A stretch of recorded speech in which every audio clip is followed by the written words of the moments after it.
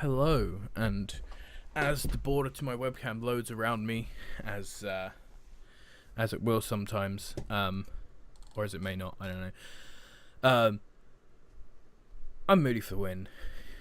If you've watched my videos or not, this is going to be the first of patch tldr patch something. I don't know. I'm going to make up some sort of name for this, but I'm going to look at the patch notes. For those of you who are too lazy to read them yourself or whatever, or want to just know some people's opinions on them or what they may mean, I'm going to look through the patch notes. They just came out. Super hyped. Good time. Going to be streaming later today on Twitch TV/MoodyForOne. Because, new stuff. So, leaderboards have been added. Super good. Been waiting for this. Great motivation to play. Loving it. Improved opponent AI. Don't really care. Codex. Didn't know that was an in-game codex. Balance update. This is actually a little thing that I think is quite important to note. It means that, they won't ever have to worry about, will this change mess up the single player, which I've seen in some small RTS games. It's just a sensible thing. I'm glad that they mentioned that. General gameplay. Cooldown of all super abilities increased. I think this is decent because as much as I haven't seen any of them be sort of too powerful, too game changing most of the time, they are really powerful, and I'm just not a huge fan of super powerful god spells,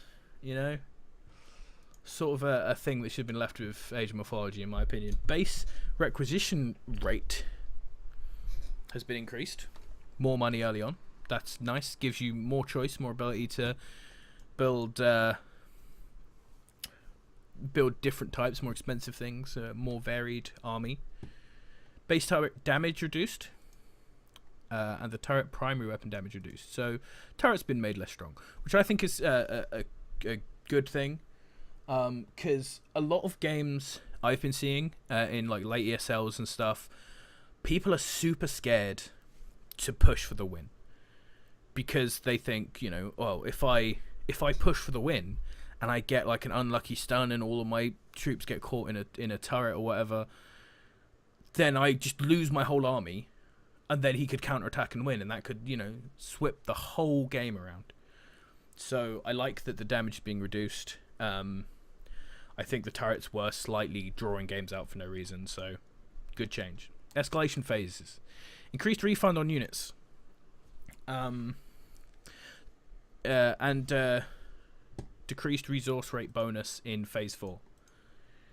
So, in Phase 4, you just had so much money you could build anything, and I think this is a fair change, definitely, because it just made it so the beginning of the game started to not matter when you got to the end. It sort of felt like the comeback mechanic was too strong, where if you get late game, it doesn't matter what happened early game, you just now have infinite money off of one set of gens. So yeah, I think that's a good change. The refunds on unit lost, I like to stop some of the snowball early on. It's just trying to help the, in Phase 1, if you lose your if you have two squads of ASM, you lose them both to some bad engages, you're not 100% lost the game. You've probably lost the game, you're still far behind, but they're trying to push it in that direction. There's arguments for and against that, but for now I'll leave it as it's probably an alright change for most people. Bug fixes, not a bug that I noticed, so I'm going to just move on. Tactical Marines. This is something that a ton of people have wanted. People want Tactical Marines to be more viable. Now, I'm going to say hopefully they're not strong enough that people go only Tac Marine. I would hate a world where, Orc spam boys, Marine spam Tactical Marines, and Dire Avengers are spammed by Eldar, and that's it. But hopefully there's a choice, and they are doing some pretty significant upgrades. Reinforcement cost of the upgrades reduced from 75% to 25%. Range damage increased by a good amount. Melee damage increased by a little bit. All absolutely fine changes. Flamer upgrade reinforcement cost decreased. plasma gun upgrade reinforcement cost decreased. So just they're going to be cheaper and more powerful. They needed that. A few bugs here about when they're overcharged and overheated. Yeah, just bug fixes. Nothing here I noticed too much. Scout snipers no longer need to wait for a short time before being able to move after having fired their weapons. That's actually quite a cool change. I used scout snipers a lot when they started and when the game started, and being able to have a bit more maneuverability with them like people used to with rangers for Eldar, it's a good change. Power sword upgrade is moved to tier 2. Absolutely 100%. Couple of people, including myself, have been saying that this is the number one thing that should happen with Assault Marines, because most players didn't do the sort of Assault Marine spam that a lot of people got upset with, but you could do it. You could choose, especially in Marine versus Marine, to just only make Assault Marines, not even bother going to tier 2, and just use all your power on upgrading, especially that power sword upgrade, because the power sword upgrade was so strong. They've also increased the cost of the power sword upgrade, which I think is entirely deserved. And this really... power sword is still going to be worth getting, but it really diminishes the idea of rushing for power sword, because if you're going to tier 2, you're already like going to a situation where you could get land speeders and all this sort of stuff. Jump charge generation time increased as well. That's entirely makes sense. The damage reduced a ton on the assault leap. That's a big nerf. That is a big nerf. Probably entirely warranted. I'd say maybe too much, but you know, we'll see. This is going to take them a lot. I think doing both of these at the same time might be too much, but we'll see. Added a resource bar to display 3 tiers of beam intensity. That's nice. Just a nice little... No longer decay when switching targets. That's nice. That's very nice. Decay slowly when out of combat. Will reset when stunned, knocked back, or placed into status. And the damage of each time has been increased. Blast cannon buffs was seen as coming against especially Eldar in the mid game, and against trying to deal with trucks. One of the only ways to do it seemed to be speeders, and it's good to see that blast cannons have been buffed up to be an alternative choice that you could use for that. Good changes. Whirlwind fixed an issue where sometimes they wouldn't be good. Whirlwinds I don't think will ever be good in 1v1s, so yeah. Predators, Destructors specifically, had their health buff, their area effect buff, and visual text updated to match new area effect. So I think this is just a response to the fact that most people think that the other Predators, the Annihilators, are just better in every way, and they're trying to even them out a bit. Fair. Kill Team Ironmore. Range damage increased. Melee damage increased. Interesting that there's a an Ironmore buff. Cool. Don't know if it was needed, but it's a small buff. I like the idea of these changes. Actually, the melee damage is quite a big buff, but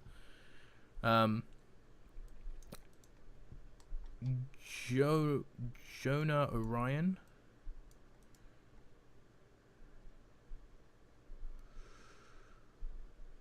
Okay. Not saying... No. I don't know what this change will do. Not saying I've seen max number of units hit per squad decreased from unlimited to 5. Fair enough. Gabriel Angelos removed knockback from critical strike. That's a big nerf, actually. Critical strike passive damage increased. So that's fair enough. I think Gabriel Angelos was just being really unfun to play against because constant stuns, constant knockbacks. Added knockback on teleport arrival. That's cool. Decrease the speed it takes to fire a volley of cyclone missiles. That's really nice. I really like Terminators. I think Terminators are cool as hell, so I hope that they sort of become viable. Especially now the Venerable Dreadnought, its doctrine has been knocked back down. I'm probably going to start running Terminators again because I just think they're super cool. I don't think they're as good, but I love them. Maximum charge can no longer be intercepted by enemy units in between the Venerable Dreadnought and its target. Okay. Yeah, so that makes it a lot more consistent. and then damage has also been increased a bit. So this is sort of, I guess, to make up for the fact that the Doctrine has been nerfed into the ground. Changes to the Imperial Knight. God bless, Imperial Knight's getting buffed. I'm not sure that still with some of these changes that you'll ever see these super late game stuff in, at least not for a while, not until the game has really matured, where you see these sort of super late game units making it into multiplayer. 1v1 at least. But for team games, I'm sure people love it. Increase on Assault Marines pop. Increase on both Devastators and on Land Speeders. Decreased on basically everything else. Well, and increased as well. Interesting. So Eldar. Right, basically, good changes for Marines. Lots of, hopefully, tax will be able to be used over Assault Marines. Hopefully, las cannons will be able to be used instead of speeders. Hopefully, destructors will be as good as annihilators. Lots of good things. And on to Eldar.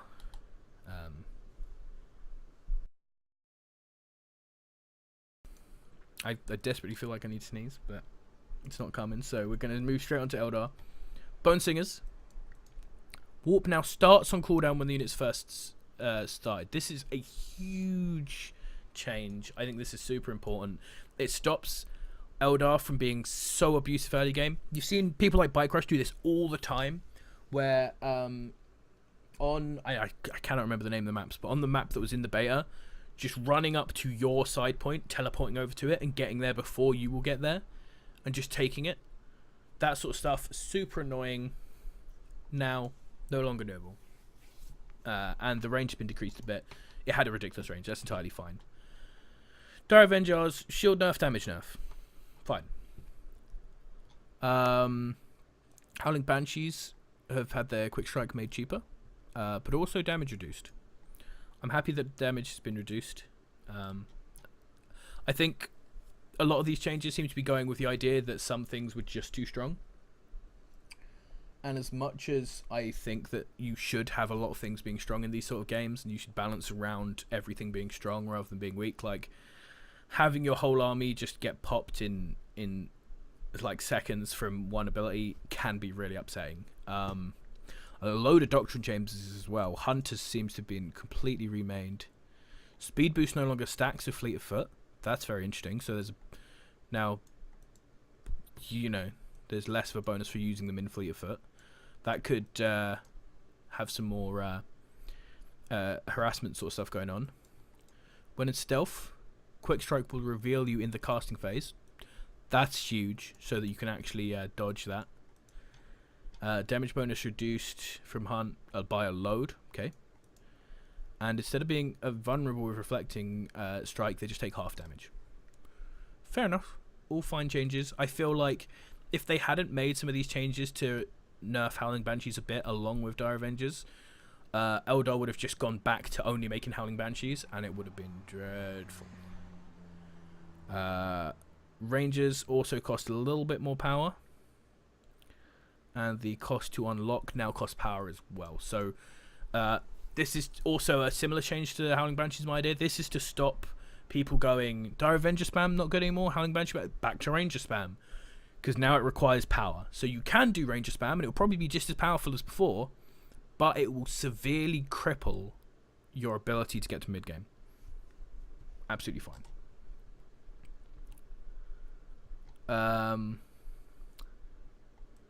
Fire Prism. Cost has been nerfed. Fine. Range damage increased. Great. People are saying Fire Prisms weren't worth it to get late game. Trying to make it worth to get. Great stuff. Striking Scorpions. Hunt damage bonus reduced. Hunt tooltip now displays speed and damage bonus. Speed boost doesn't only stacks with Fleet of Foot up to 33%. So it does stack a bit still on Striking Scorpions. And the critical strike has lost true, which will do a good deal to slow down their damage on buildings, but will hopefully leave them at a level where they still can be used in that way. I've really preferred the way I I really liked the way Bite Crush has been using them specifically, where he just literally goes, alright, like, my Dire Avengers, you hit some grenades, do some stuff over here. Striking Scorpions, you just go and kill gens. And I like that sort of multitasking on the map rather than just having them in combat all the time. So I hope they can still be able to do that. Mac has had a damage blast lowered. Absolutely fine. Absolutely fine.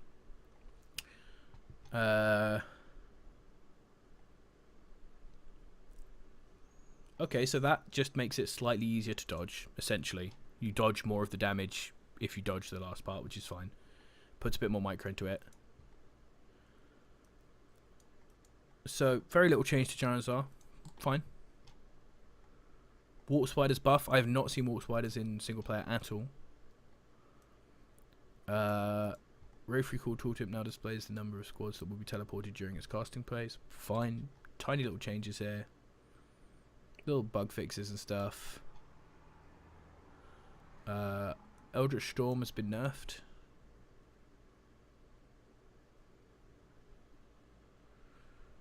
Oh, so I think it will fire more but do less damage. Fair enough. That's probably a nice change just for the feel of using it. Whereby Gate's health decreased. God bless.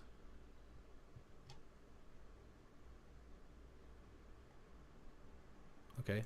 Little bug changes. No longer allows Webway Gates to relocate in tier 1. That's actually a big change. Health regeneration can now only occur 10 seconds after being out of combat, and relocation cost time increased from 4 to 10 seconds. All of those last improved Webway changes are big, because that is one of the big ways Eldar gets such a boom early game. And everything has had its pop increased, so that Eldar just can't get such a huge army. The one thing I think is missing from here personally is some tweaks to Kaya, perhaps. I'm sure they will be in the next patch. I'm certain they will be in the next patch. So Orcs, I'm going to really rush through. This video is not getting too long, but you know, I'm going to try not keep it too long because I don't know Orcs incredibly well. But Gretchen's getting some slight doctrine changes. Lots of doctrine changes. Actually, lots of damage reduced and stuff. To truck, actually, to suicide bomber and truck. That's actually fine. I thought that was the stick bombs from shooters for a bit. No, this is entirely needed. Suicide bomber getting some big nerfs. That's good. Death Copper getting some increased health. Fair enough. I've heard some people actually complain about them, but I haven't seen them that much. I have seen some players complain about massing boys in 2v2s, so maybe that's for that.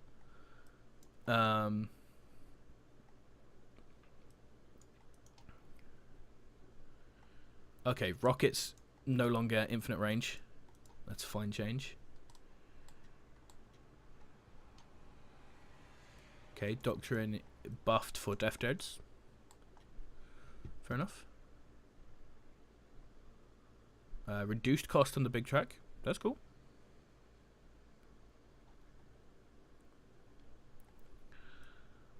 Stormboy, suicide, damage versus objectives reduced. Okay, that's cool. That's cool. Max number of units hit per squad decreased from unlimited to 5. Fair enough. Yeah, these changes all seem reasonable. I'm interested to start seeing some buffs maybe, but I guess, do you know what? Maybe they're thinking that with the nerfs to Space Marines and Eldar, hopefully Orcs will now be on a decent level, and they just don't want to accidentally break Orcs by buffing and nerfing at the same time. Possibly a good idea. Down to the big old weird boy. Damage type changed from normal to true. Keeps his auto attacks a bit more consistent. I'm cool with that. Area of effect damage removed from range attack. Okay, there we go. That's also comes in with that. Scrap blast shields increased. Maximum number of units hit per squad by scrap blast decreased from unlimited to 5. Here we go, no longer does damage. Fist of Gork travel time used to be varied, is now a flat rate. That's good. Less RNG is always good. Got some buffs for the Madred. Buffs for Gorknaut. Decreased boys, decreased knobs, and increased everything else. Cool. And then a load of bug fixes and stuff. But overall, my thoughts on this. I like the changes overall. I think they're all good. I think the most important are the webway changes to Eldar, the teleport changes to the Bone Singer, and some of the changes, the buffs to attacks, the specifically the Assault Leap nerf, and the Power Sword. Las Cannon upgrades, love them. Yeah. I think there are a few more. Oh yeah, the Howling Banshee, some of the changes to them. Like that Quick Strike nerf specifically. And I think they haven't nerfed anything too heavily. It's going to be interesting to see the difference now. I now cannot wait for the next ESL. I think the next ESL is going to be fun as hell. I am probably going to have a bit of a glut on this channel of good games. Because, you know, it'll be a while until people start posting stuff again, and until the next ESL, and obviously this patch has killed any of the replays I already had. Any of the last ESL I'm just not going to get to cover at all. It's just dead. So, thank you for watching. If you didn't want to read the patch notes yourself, or you wanted someone's opinion on them, I thought I might as well make a video while I'm reading them, because I'm going to sit down and read them anyway, so just gives me a motivation to be a bit more specific on them. I'm sorry to all the Orc players that I don't have too much to say about the Orc things. I'm going to try and, after this patch, play some Orc now. I'm going to go and see how the leaderboard works now, because I am God hoping that there'll be a separate one for each race, but I'm not, you know, I'm not confident. I think it might just be one. If so, I might start playing Orcs sooner, because I don't want to get a load of points with Eldar and Marines and then lose them all with Orcs. So, thank you very much for watching, and I will see you next time.